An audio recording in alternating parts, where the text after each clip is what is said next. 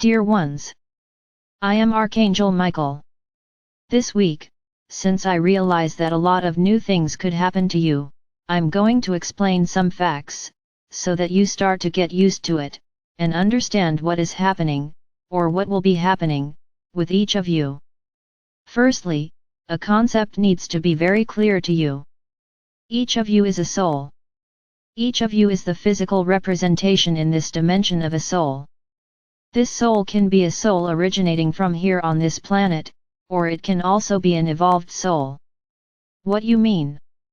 Which contains other fractals in higher dimensions. There is a concept that the soul is the lowest dimension in which it is incarnated.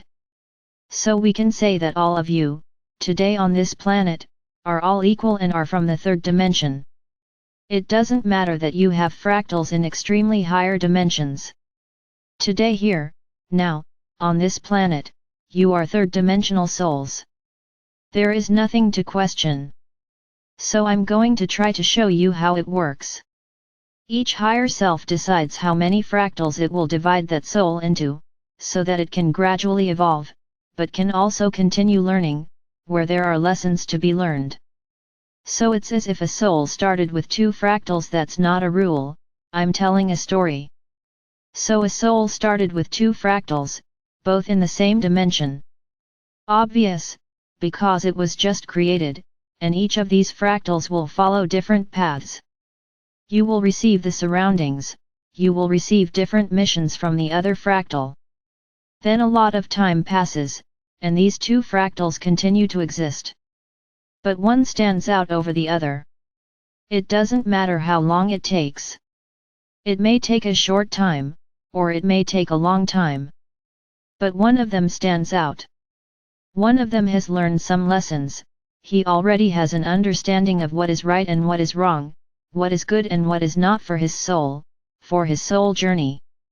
Then the higher self realizes that it is time for that more evolved fractal to move forward. Then the higher self ascends that fractal, to a greater dimension. Note that I'm talking about very low dimensions. The soul has just been created.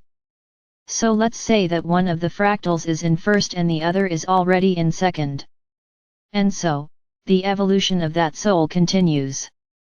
That piece that is in segunda could do very well, he can continue the journey he has already taken, normally, always demonstrating greater ease of evolution.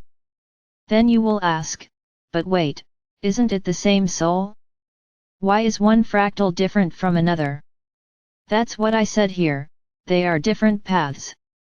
They are not faced with the same experiences, the same challenges.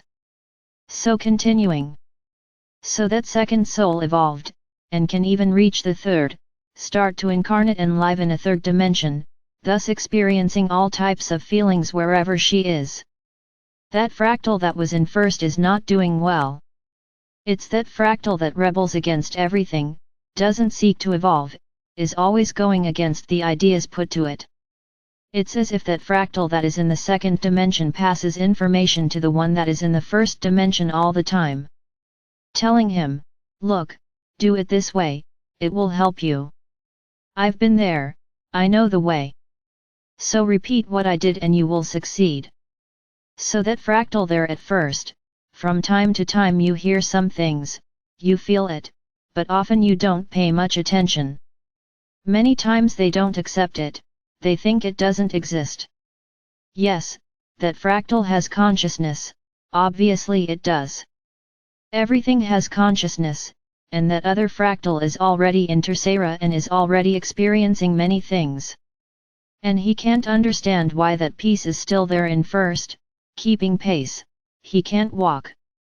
So what does the higher self do? He expands that soul into another fractal of first, to help those who are unable to leave. And the whole process starts for that new fractal. It may happen that he manages to elevate that other person, or it may happen that he doesn't and he himself elevates himself as well. So it's as if each fractal that your soul transforms into follows its own path. Everyone has a path. Each one has a different experience than the other. That soul needs to learn a lot. So the experiences have to be diverse.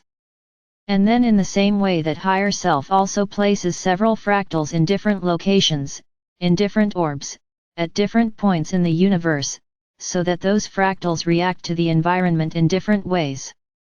So this is what a soul's journey is like. The higher self decides who ascends and who descends, many times. Because that soul cannot maintain itself at that level it reached. So she needs to descend, she needs to return to previous levels so she can learn. And this process is constant. Until it reaches certain levels of the soul, it no longer descends, it no longer incarnates. They are purely souls of light and the tendency is only to go up, not to go down. Unless the soul is due to a decision from the higher self itself, that soul is important for that moment in the universe, for that orb. Let it descend from its magnitude, to lower dimensions, to develop a race, to improve an orb. Do not think that it is easy for a soul that is already in dimensions, only of light, to generate a fractal of such a low dimension. The soul is one. She is a whole organism.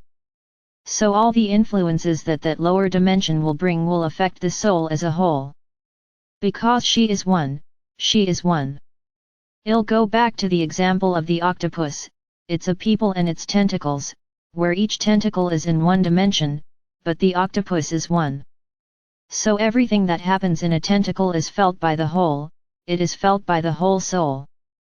So, in the same way that the soul feels everything that happens in that lower dimensional fractal, that fractal that is in higher dimensions also passes on all its experience to others. Because the main objective is not to keep the soul in those lower fractals. The main objective is to make the soul evolve as a whole, all your fractals begin to rise and unite, becoming a single soul, with a single fractal. Because there is no longer a need for the soul to have several fractals when it reaches a certain point in its journey. Those lower fractals have to evolve over time for this to happen. So my brothers, why did I tell this whole story? I hope you understood.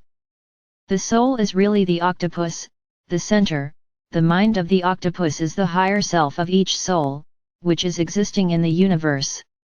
The tentacles are exactly each dimension, where there is a fractal of that soul. Then information is exchanged, the higher ones pass to the lower ones, so that they learn and evolve. So keep this concept in your minds. Now let's go back to the current period. As I said at the beginning, all of you, all souls incarnated on this planet at this moment, are third souls. It doesn't matter that they have tentacles and dimensions above. This fractal of your souls is here in Tercera. Whether they are souls from here on this planet or souls from other orbs, it doesn't matter either.